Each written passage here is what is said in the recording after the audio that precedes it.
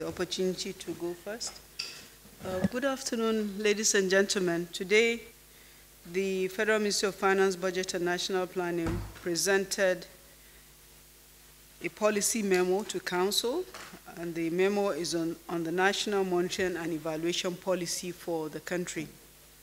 The policy defines a framework for the institutionalization of the practice of M&E to promote good governance, learning, and accountability for results that will contribute to improve socio-economic development of the country and enhance the well-being of citizens.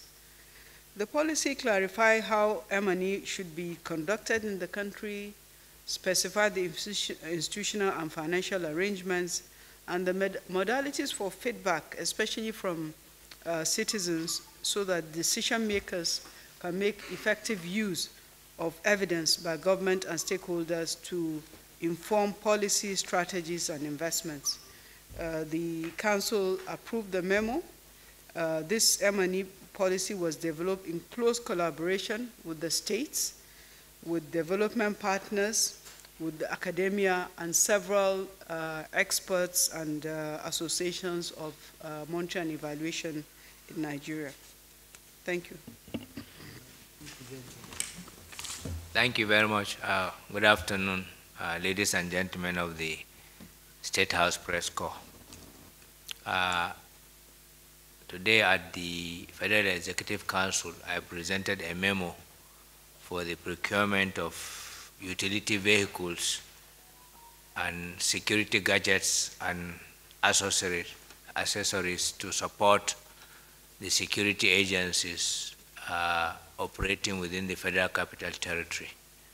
And these items were or are 60 utility vehicles to be supplied by Koscharis Motors Limited, including communication equipment installed in the vehicles at the sum of 1,835,108,613 naira 95 kobo, with a delivery period of 2 months. In addition to that, Council also approved supply of various security gadgets and accessories to support security agents in the FCT, and the company providing these items is Messrs. E&S Technical Limited, at the total sum of 847,139,764 naira 57 kobo, making the total of these two procurements the sum of 2,682,248,378 naira 52 kobo. Thank you very much. Gentlemen of the press, I'm pleased to announce to you and the general public that I presented a memo today at Council with respect to the development of the Badagry Deep Sea Port under the public-private partnership arrangement, where the private sector will inject money for the development of the port, and at the end of the concessionary period, the port reverts to the federal government of Nigeria through the Nigerian Ports Authority. The project cost, as contained and approved in Council based on the final business case as approved by the ICRC in line with extant laws, stood at $2.59 billion. It is to be developed in 4 phases with milestones, and the concessionary period is 45 years. Reversion is, like I said, to the federal government of Nigeria. This is in further this is to further the government's goal of making Nigeria the maritime hub of the West and Central Africa sub-region. This project, it may interest you to know, will also generate a total revenue of over $53.6 billion over the concession period. It will create about 250,000 jobs and also attract foreign direct investments to the country and help in improving Nigeria's economy in general and the well-being of Nigerians. Thank you very much. Yes, there was a memo presented by the Secretary to Government today, which was to procure vehicles for the operational vehicles for the Independent Corrupt Practices and Other Related Offenses Commission, the ICPC. The ICPC made a request to procure 25 operational vehicles, 13 Toyota Hilux 2.7 liters and Peugeot 3008 SUV earlier for a total sum of 810,534,308 naira 72 kobo. The need for the procurement is based on the fact that the ICPC today has increased its activities, and this has been occasioned by improved management, expansion of scope of operations through establishment of more state offices across the country, increase in personnel, among others. And as you know, the ICPC today has also taken over supervision of consistency projects. So the memo, of course, request was approved, and it's to Mrs. Kaura Motors Nigeria Limited. Thank you very much. Yes, please. Thank you very much. I just want to clarify that the support the FCT administration is providing the security agencies operating within the FCT that is reflected in this memo is part of our continuous support to them. We do that in terms of providing logistics support, equipment, and some other support. And this is just a coincidence, but it's part of our normal support to them.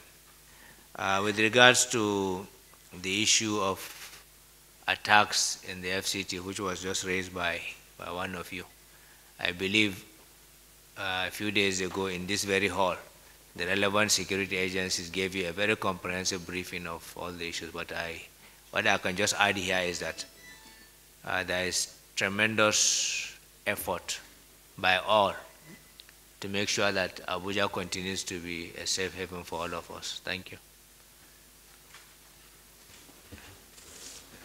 Okay.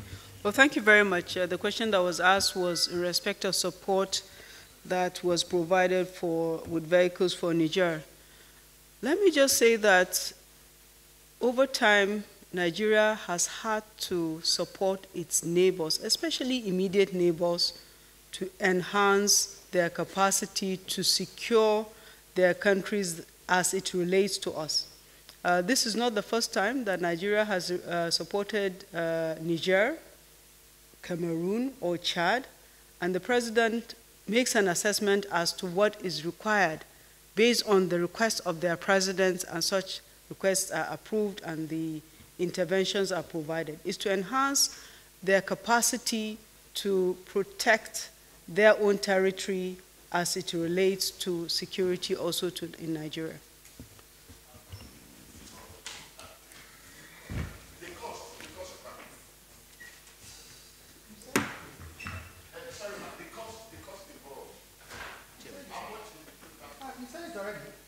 You've said the cost now. It's the same. It's what was provided. Yes. Yes, it was done. To respond to the question on suspension of rail services, I would like to state clearly that it is better to suspend a service where there is imminent threat and clear that threat first, or where an incident had occurred, to investigate that incident rather than jeopardize the life of a single Nigerian. So if there is any suspension of rail services as at this morning, which is yet to be officially reported to me, because I had to come to council very early this morning. As soon as I go back to the office, I will find out why. But Nigerians should rest assured that it is better to suspend a service than subject Nigerians to any threat to their lives. Thank you.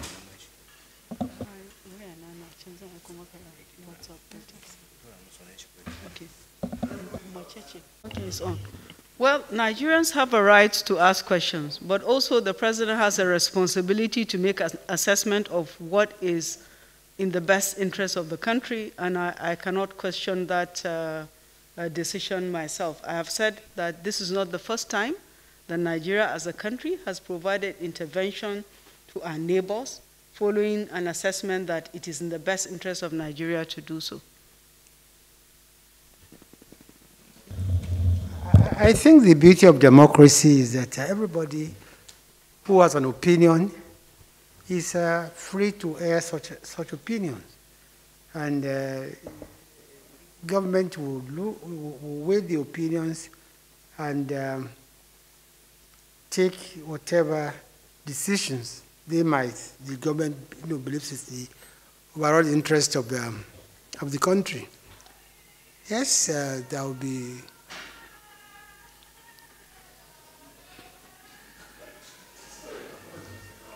That's okay. Yes, it is true that some groups have been worried and concerned whether, given the state of insecurity in the country, there can be elections. But I can assure you there will be elections, because the federal government would do everything possible, not just to make sure there's election, but to secure the country. I'm sure you heard yesterday from the president that the commanders have been given everything they need, and they've been given all the powers they need to bring this insurgency and this banditry to an end.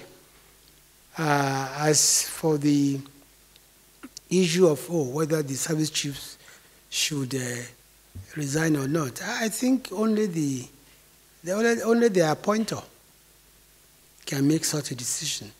But I want to tell you that service chiefs are doing their best in circumstances, and they'll continue to do their best. On the issue of the attack on the AIG Zone 12 in Bauchi, I think it happened about 2:30 when we were at the council. I think I need further information from the IG as it costs at the circumstances of the attack. But what I know is that bandits would always want to make this kind of spectacular, attack, just to score, a psychological point.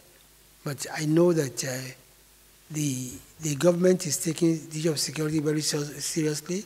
As you can see that even today, the Honorable Minister of the FCT has told you what he is doing also to ensure that security is improved. Over the last couple of days, I've seen that the FCT, police command has also given out numbers, of telephone numbers to call in case of any, security breach or information. And I know that there have been quite a few successes by the military in overrunning the bandits around Abuja in the last couple of days. Regrettably, it's like when the military are having the upper hand, it's not giving the same kind of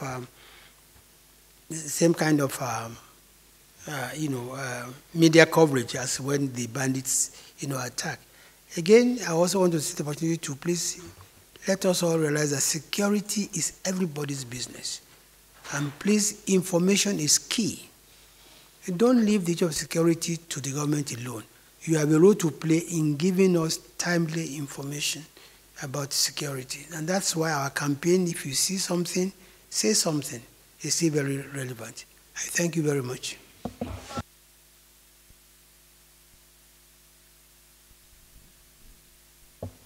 I think I would need to confer with the Minister of Education to know exactly how far they've gone in the consult. No, it was not, It was